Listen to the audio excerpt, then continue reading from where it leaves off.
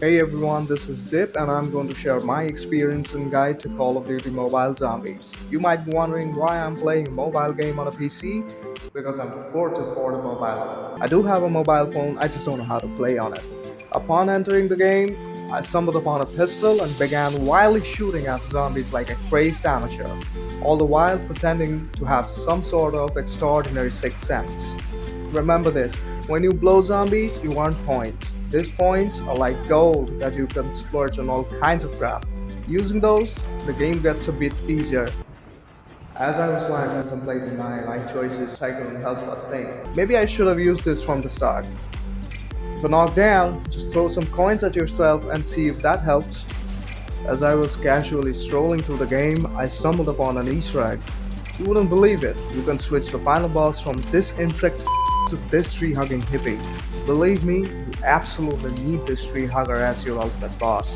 You have to cross 12 levels of a zombie horde to get to the boss. On every level, the zombies increases in number, going up to 95 zombies on the final round. But wait, it gets more interesting. The zombies that spawn come in different varieties. This is going to be like dealing with a zombie buffet with options ranging from slow and clumsy to fast and terrifying. Watch out for the first type of zombies. They're like the interns of the undead world. They'll swarm you in hordes, scratching your butt and recruiting you to their ranks. It's like a zombie job fair out there. Bro, I'm a freelance. I don't work for corporates. Yeah, you see, freelance. People these days are just corporate slaves.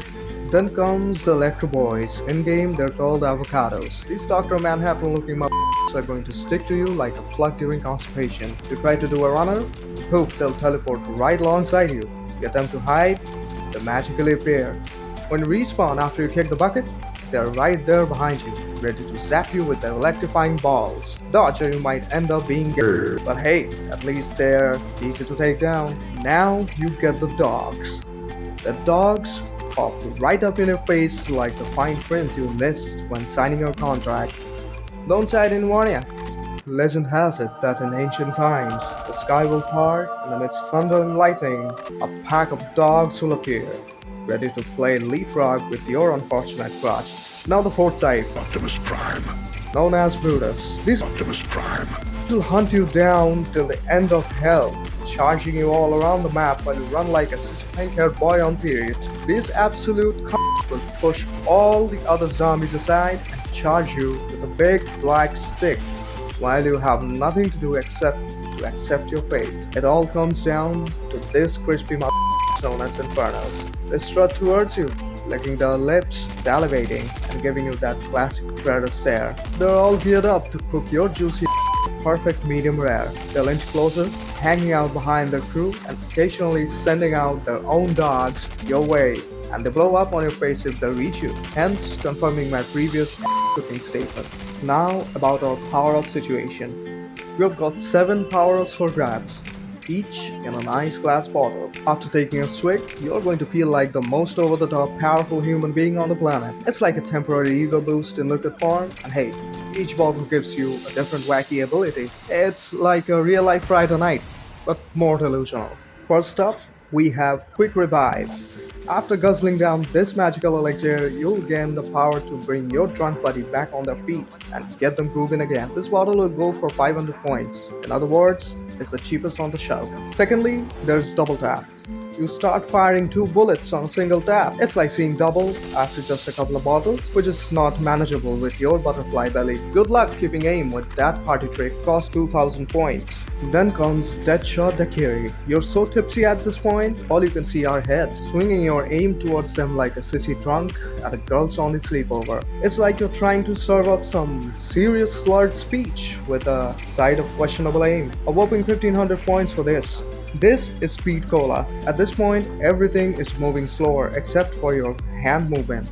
It's the first sign of delusion where you reload so fast it's impossible. In reality, it's just slow. This stuff costs you 3000. I mean, who wouldn't pay that for some fast hand action? Then there is Stamina Up. At this point, you're just running around the streets calling yourself the Flash, well, flashing the general pedestrians. Takes 2000 points off the bag. Downing an electric cherry will shock the people around you with your shenanigans like magically reloading at lightning speed. It's worth sacrificing 2000 points. Lastly, there's Juggernaut. You've hit your drinking limit, and now you're buck naked screaming that you're the king of the world. I guess it's worth 2500 points. But hey, at least the zombies got a great view.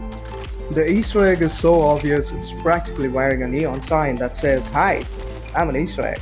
I mean, come on, it's barely an Easter egg. More like an optional task. First you've gotta collect gears, and by gotta, I mean you can find them here, and practically everywhere in this area. Like they're just lying around, waiting for you to pick them up, all highlighted in their glory. Grab two, and then you can move to the next objective. So next thing you have to do is tackling the infamous wooden box of death, also known as the elevator. I mean, fixing it twice? It's clear that my expertise in fixing stuff is on par with a blindfolded monkey. Take the elevator down to the basement. Once you're there, make your way to the super top secret room and check out the notes on the table. You'll also notice that there are seeds planted in these chambers around the table. Next, you have to shoot the seeds in a very particular order. First, shoot the leftmost seed, then the third to the right. Go across the room and shoot the seed in the third chamber, then come back and shoot the one in the middle. If you hit them all successfully, you'll be rewarded with seeds bursting the jizz all over you. Move on to the next room. You'll encounter a panel, give it a good old hit, and watch it in amazement as the boss changes like a chameleon in heat, like a surprise party. Except instead of balloons, you get a new and improved enemy to face. So before we confront the boss, let's talk about a few things. Firstly, there are side quests, which pop up like a surprise slap on the cheeks. You can choose to accept these random side missions and earn loot boxes, or you can deny them. The tasks range from defending certain objectives to attacking zombies, and I usually take this quest to farm out points. There's this vending machine. You feed it your hard-earned points, and in return, it spits out customized weapons and fancy armor for you. It's a high-stakes shopping spree, but instead of chic boutique, it's a pixelated vending machine in the middle of a battlefield. And let's not forget the ammo refill, because what's a good shopping trip without topping it off with some ammo? Now, the Pack-a-Punch machine. Yes, with your incredible fixing skills, you need to fix it at least 2 times, using this burning dildos that you find around the map. After this, you can upgrade your weapons, damage, and capacity. It even stacks up to 5 times. Talk about overkill, you get to use this game-breaking feature to one-shot standard zombies. Let's not forget about the game drive. This thing is like bringing a nuke to a water gun fight.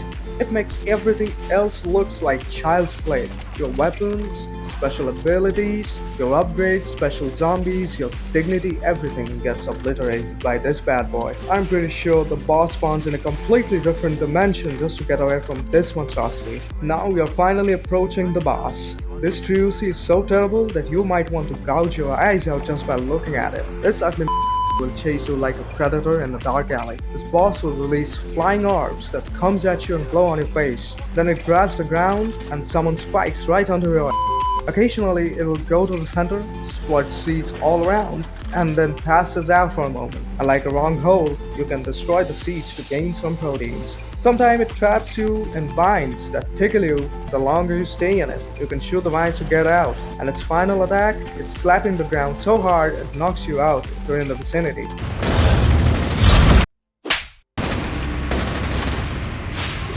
Lastly, when everything fails, it will just throw tantrums like a 5-year-old denied ice cream. However, this piece of wood is so hard to kill that you will want to rage quit. This bullet sponge will drain your guns, your mental stability. Son of a bitch.